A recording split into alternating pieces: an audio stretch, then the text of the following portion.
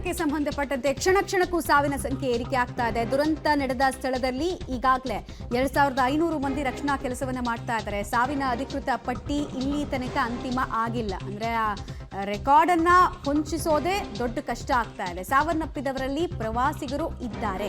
Because ಪ್ರವಾಸಿಗರ hot spot ಆಗಿದ್ದು ಇಲ್ಲಿ ತನಕ 3000 ಜನರನ್ನ ನಾವು ರಕ್ಷಣೆ ಮಾಡಿದ್ದೀವಿ ಅಂತ ರಕ್ಷಣಾ ಕಾರ್ಯಾಚರಣೆಗೆ ಸಂಬಂಧಪಟ್ಟಂತೆ ವಯನಾಡಿನ ಡಿಸಿ ಆಗಿರುವಂತಹ ಮೇಘಶ್ರೀ ಅವರು ಪಬ್ಲಿಕ್ ಟಿವಿ ಜೊತೆಗೆ ಮಾತಾಡಿದ್ದಾರೆ.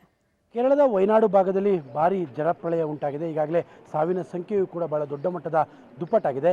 ಈಗ ವಯನಾಡಿನ ಡಿಸಿ ಮೇಘಶ್ರೀ ಅವರಿಗೂ ನಮ್ಮ ಜೊತೆಲಿದ್ದಾರೆ. ಯಾಕೆಂದರೆ ಅವರು ಕನ್ನಡ ಮೂಲದವರು, ಹಾಗಾಗಿ ಅವ್ರ ಜೊತೆ ನಾನು ಮಾತಾಡ್ತಿದ್ದೀನಿ. ಮೇಡಮ್ ನಮಸ್ಕಾರ.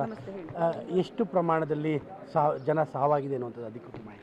ನಾವು ಅಫಿಷಿಯಲ್ ಆಗಿ ಇವಾಗ 195 ಡಿಕ್ಲೇರ್ ಮಾಡಿದ್ದೀವಿ. ಅದಲ್ಲದೆ ಸ್ವಲ್ಪ ಬಾಡಿ ಪಾರ್ಟ್ಸ್ ಕೂಡ ಸಿಕ್ಕಿದೆ. ಬಟ್ ಅದರದ್ದು ಒಂದು ಪ್ರೊಸೀಜರ್ ಇರುತ್ತೆ. ಸಿಕ್ಕಿರೋ ಎಲ್ಲ ಬಾಡಿ ಪಾರ್ಟ್ಸನ್ನು ಇಂಡಿವಿಜುವಲ್ ಬಾಡಿನ ಅಥವಾ ಬೇರೆ ಬೇರೆ